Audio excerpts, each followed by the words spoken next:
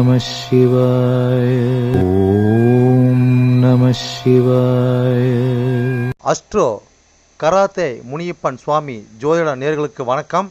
என் குலதெய்வம் பெரியாண்டிச்சம்ம தாயை வணங்கி, என் அப்பன் கராத்தே முனியப்பன் சுவாமியை வணங்கி, என் குருவை வணங்கி வாங்க சிறப்பான பலன்களை பார்ப்போம். வணக்கம். இந்த பதிவானது தசா புத்தியின் பதிவாகும். தசா புத்தி உங்கள் ஜனனகால ஜாதகத்தில் எந்தெந்த இடத்தில் இருக்கிறார் என்ற முன்னுரையை பார்த்துவிட்டு பதிவுக்குள் செல்வோம். உங்கள் ஜனனகால ஜாதகத்தில் வரும் தசா புத்தி நாதர்கள் எந்தெந்த நிலையில் இருக்கிறார்கள் என்ற பட்டியல் விவரம்தான் இது. விவரத்தை பார்த்துவிட்டு பதிவுக்குள் செல்லுவோம். உங்களுடைய ஜனனகால ஜாதகத்தில் தசாபுத்தி நாதர்கள் 1-5-9 திரிகோண சாணத்தில் இல்லை 1-5 திரிகோண சாணத்தை அதிபதியோடும் சேர்க்கை பார்வை நட்சத்திர சாரத்தில் பயணிப்பது, அல்லது 1-4-7-10 கேந்திர சாணத்தில் சேர்க்கை பார்வை அந்த அதிபதியோட நட்சத்திர சாரத்தில் பயணிப்பது, அல்லது 2-5-8-10-11 பணபர சாணத்தில் இருப்பது, இல்லை பணபர அதிபதியோட நட்சத்திர சாரத்தில் இருப்பது சேர்க்கையில் இருப்பது, அல்லது 3-6-10-11 உபயஜய சாணத்தில் இருப்பது, இல்லை உபயஜய சாணத்தில் கிரகத்தின் நட்சத்திர சாரம் பார்வை சேர்க்கையில் இருப்பது, அல்லது 3-6-9-12 அபோகலியம் சாணத்தில் இருப்பது, அல்லது அந்த அபோகலி சார அதிபதியோடு இணைஞ்சிருப்பது சேர்க்கை பார்வையோடு இருப்பது, அல்லது சரலக்கணமாகிய மேசம் கடகம் துலம் மகரம் ஆகிய 2-7 மாரகஸ்தானத்தில் இருப்பது, அல்லது சிரம் லக்கணமான ரிஷபம் சிம்மம் விருச்சகம் கும்பம் ஆகிய 3-8 மாரகஸ்தானத்தில் இருப்பது, அல்லது பார்வை சேர்க்கையில் இருப்பது, அல்லது உபய லக்கணமான மிதனம் கன்னி தனுசு மிதனம் ஆகிய லக்கணத்துக்கு 2-7-11 மாரகஸ்தானத்தில் இருப்பது, அந்த அதிபதியோடு இருப்பது பார்வையில் இருப்பது நட்சத்திர சாரத்தில் இருப்பது, அல்லது நீச்சம் உச்சம் ஆட்சி பெற்றிருக்கிறார்களா, அல்லது சூரியனிடம் அஸ்தங்கதம் பெற்றிருக்கிறார்களா, பரிவர்த்தனை அல்லது வர்க்கோத்தமம் அல்லது நீச்ச பங்கம் அல்லது திக்பலம் அல்லது புஷ்கரமாம்சம் அல்லது கெட்டிடும் ராஜயோகம் பெற்றிருக்கிறார்களா, அல்லது நட்பு வீட்டில் உள்ளார்களா அல்லது பகை வீட்டில் உள்ளார்களா, அதே சமயம் கிரகம் சுபகிரகம் சேர்க்கையில் பார்வையில் இருக்கிறார்களா, அல்லது அசுப கிரகம் சேர்க்கை பார்வையில் இருக்கிறார்களா, இல்லை அவர்கள் நட்சத்திர தொடர்பில் இருக்கிறார்களா என்று பார்க்கணும்.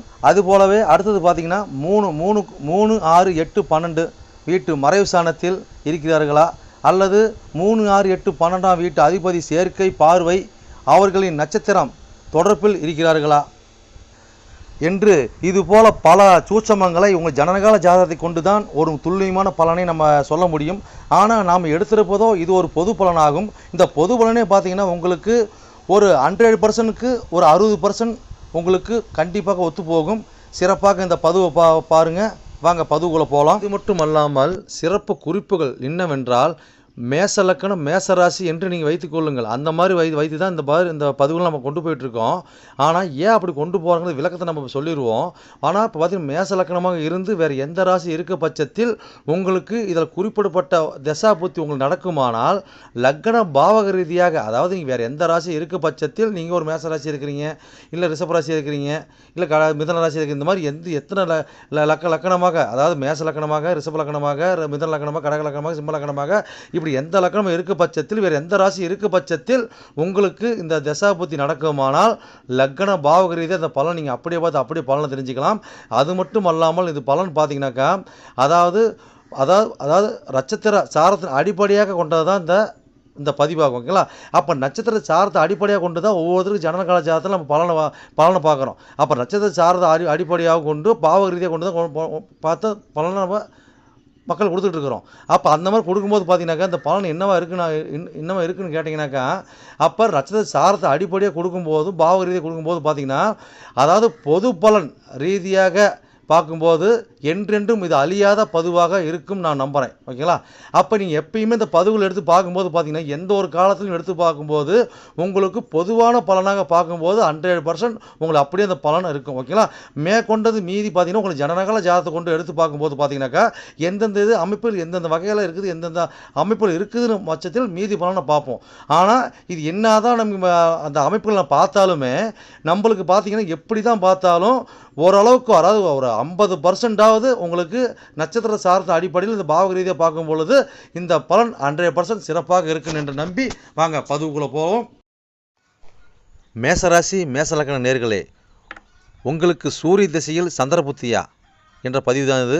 சூரிய திசை என்பது 5 கூடியவன் திசையாகும். சந்திர புத்தி என்பது 4 கூடியவன் புத்தியாகும். ஓகேங்களா? அப்போ சூரிய திசை பார்த்தீங்கன்னா உங்களுக்கு 6 வருஷ காலம் வரை உங்கள் செயல்பாட்டில் இருக்கும்.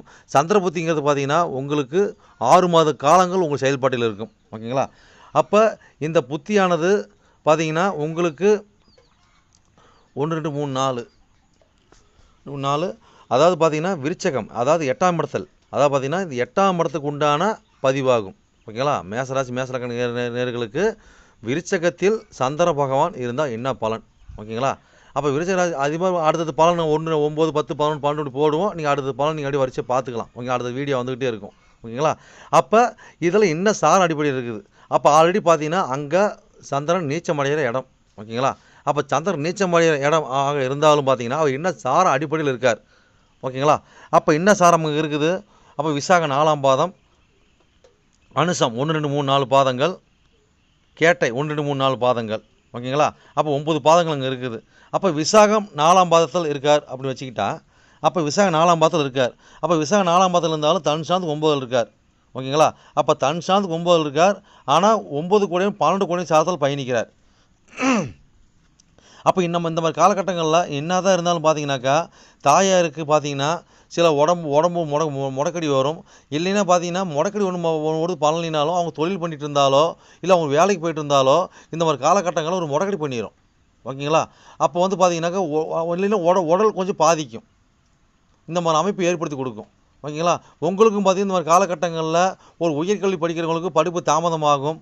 கொஞ்சம் முயற்சி பண்ணி நம்ம போகிற மாதிரி இருக்கும். அலைச்சல் கொடுக்கும். வண்டி வாகனங்கள் இதெல்லாம் நம்மளுக்கு பழுது அடையும். இது கொஞ்சம் நம்மளுக்கு என்னதான் இருந்தாலும் அது 9 கூடையவன் 12 கூடை சாரமாக இருந்தாலும், ஓகேங்களா, அது என்னதான் அமைப்பில் இருந்தாலும் நம்மளுக்கு அந்த ஒரு சின்ன சிம்டம்ஸ் கொடுக்கும். ஆனால் பெருசாக பாதிப்புகள் கொடுக்காது, பயப்பட தேவையில்ல. அடுத்தது பார்த்தீங்கன்னாக்கா அனுச நட்சத்திரத்தில் சந்திரன் பயணிச்சா என்ன பலன்? ஓகேங்களா? அப்போ அனுச நட்சத்திரம் பார்த்தீங்கன்னாக்கா இந்த அமைப்புக்கு 10 கூடை 11 கூடையவன் பாதகாதிபதியே வரார். ஓகே, 10 கூடைனா வரார். அப்போ இது வந்து பார்த்தீங்கன்னா அந்த சாதத்தில் இருந்தால் இது ஒரு புணர்ப்பு தோஷமாகும். ஓகேங்களா? அப்போ அந்த அமைப்பு இருந்தாலும் பார்த்தீங்கன்னாக்கா இந்த மாதிரி காலகட்டங்களில் இந்த பாவகத்துக்கு அது வந்து பார்த்தீங்கன்னா 7 கோடி 8 கோடி சாரமாக வருது. ஓகேங்களா? அப்போ 7 கோடி 8 கோடி சாரம் இந்த லக்கணத்துக்கு அது 8ஆம் இடம். ஓகேங்களா? அப்போ இந்த மாதிரி 8ஆம் இடத்து அந்த அமைப்பு இருக்கும்போது பார்த்தீங்கன்னா இந்த மாதிரி காலகட்டங்களில் அதாவது கணவன் மனைவிக்குள்ளே பார்த்தீங்கன்னா சில மிஸ் அண்டர்ஸ்டாண்டிங் வரும். கொஞ்சம் இப்போ பார்த்தீங்கன்னா கொஞ்சம் பார்த்து பொறுமை நிதானமாக போகணும். பாதகாதி சாரம் வர இல்லைங்களா? அப்போ தாயார்கிட்ட கொஞ்சம் சூதானமாக போகணும். இதெல்லாம் பார்த்தீங்கன்னா வண்டி வண்டிலாம் பார்த்தீங்கன்னா இந்த மாதிரி காலகட்டங்களில் கொஞ்சம் பாதிப்பு ஏற்படும். நம்மளுக்கு ஆப்போசிட்டாக இருக்கும். ஓகேங்களா? அப்போ தாய் நம்மளுக்கு ஆப்போசிட்டாக இருப்பாங்க, மனைவி நம்மளுக்கு ஆப்போசிட்டாக இருப்பாங்க. இந்த மாதிரி ஏதோ ஒரு பாயிண்ட் அப் கொடுக்கும். அதாவது கூட்டாளி ஆப்போசிட்டாக இருப்பாங்க. இந்த மாதிரி காலகட்டங்களில் நாம் ஒரு தண்ணி நீர் மோர் இந்த மாதிரி தானம் கொடுக்கறது, அரிசி தானம் கொடுக்கறது, ஒரு காவல் தெய்வத்துக்கு போய் நம்ம வந்து உணவு தானம் பண்ணி ஒரு அன்ன அபிஷேகம் இதெல்லாம் பண்ணிட்டு வர்றது, இதெல்லாம் பார்த்தீங்கன்னா கொஞ்சம் அனுகூலமும் நல்லாயிருக்கும். அடுத்தது பார்த்தீங்கன்னாக்கா கேட்டை சாரத்தில் சந்திர பகவான் இருந்தால் என்ன பலன்? ஓகேங்களா? அப்போ கேட்டை சாரங்கிறது பார்த்தீங்கன்னாக்கா இந்த லக்கணத்துக்கு 3 கூடையவன் 6 கூடையவன் சாரமாகும். ஓகேங்களா? அப்போ இந்த லக்கணம் 8ஆம் இடம். ஓகேங்களா? அப்போ இந்த பாவத்துக்கு பார்த்தீங்கன்னாக்கா அது 12 கூடையவன் 3 கூடை சாரமாகும். ஓகேங்களா?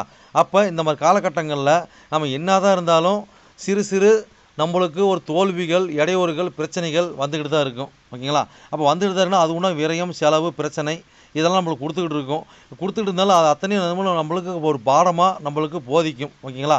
அப்போ இந்த கேட்ட நட்சத்திரத்தில் பயணிக்கும் போது பார்த்தீங்கன்னா அந்த 3 6 வேலை செய்யுமா அப்படின்னு கேட்டாக்கா கட்டாயம் வேலை செய்யும். ஓகேங்களா? அப்போ 3 6 எப்படி வேலை செய்யும்? நம்மளுக்கு சரியாக நம்ம முயற்சிகள் பண்ண முடியாது, சோம்பல் தட்டும். நம்ம எப்பயுமே பார்த்தீங்கன்னாக்கா நம்ம பெருசாக நம்ம எதுவுமே அச்சீவ்மெண்ட் பண்ண முடியாது. எல்லாமே ஒரு வார்த்தையாக போயிட்டுருக்கோம். இந்த மாதிரி நம்மளுக்கு கொடுத்துக்கிட்டு இருக்கோம். ஓகேங்களா? அப்போ நம்மளுக்கு எதுவுமே பார்த்தீங்கன்னா ஒரு தாய்மாம உறவு, வளர்ப்பு தாய் உறவு, இது எல்லாம் பார்த்தீங்கன்னா இந்த மாதிரி காலகட்டங்கள்லாம் பெருசாக நம்மளுக்கு உடன்பாடு இருக்காது.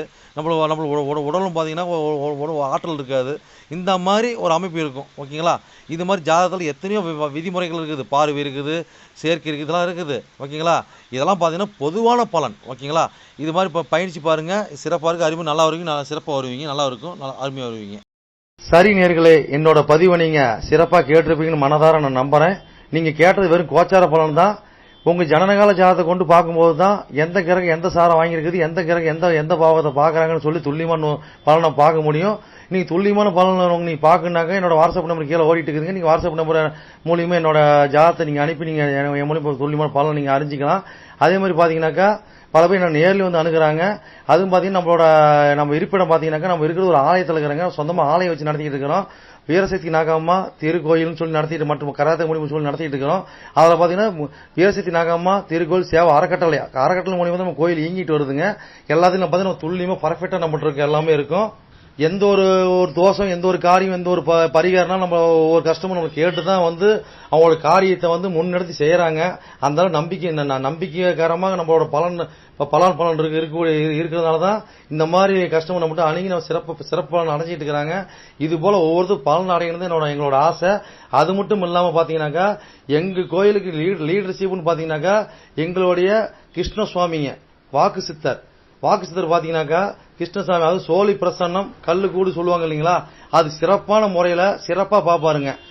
நேர்முகமா பாக்குறாங்க, ஆன்லைன் மூலமா பாக்குறாங்க. நீங்க யாரு என்னன்னு தெரியாது, உங்களோட ஃபுல் டீட்டெயில் அப்படியே சொல்லுவாருங்க. ஓகேங்களா? உங்களோட டீட்டெயில் சொல்லி உங்க பேரை சொல்லி சோழி போட்டாருன்னா சிறப்பான முறையில சிறப்பா உங்களுக்கு சோழி பிரசனம் பார்த்து அருமையா சொல்லுவாருங்க. அதே மாதிரி பாத்தீங்கன்னா அது மூலியமா நீங்க இதுல பார்த்து நீங்க அணுகி அது மூலியமா தெய்வ அருள்வாக்குங்க அது. ஓகேங்களா? அது மூலியமா நீங்க வந்து சிறப்பான பலன் நீங்க அடையலாங்க. எந்த ஒரு காரியமா இருந்தாலும் எந்த ஒரு விஷயங்களா இருந்தாலும் துல்லியமான பலன் துல்லியமா இருக்குங்க. சொல்றது அப்படியே நடக்கும், சிறப்பா இருக்குங்க. சரி நேயர்களே, உங்களிடமிருந்து விடைபெறுவது S. Balu Jayavel, MA astro. நன்றி, வணக்கம்.